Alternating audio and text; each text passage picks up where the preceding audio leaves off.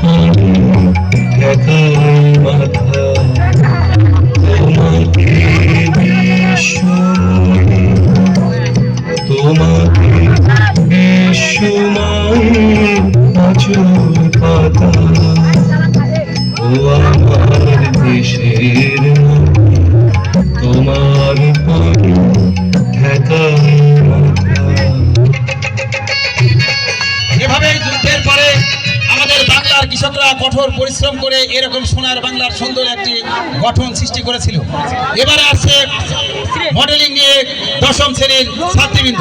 দেখা যাক তারা কেমন ভঙ্গিতে এই মডেলিংটা দেখায়। তোমার পানি ঠেকাই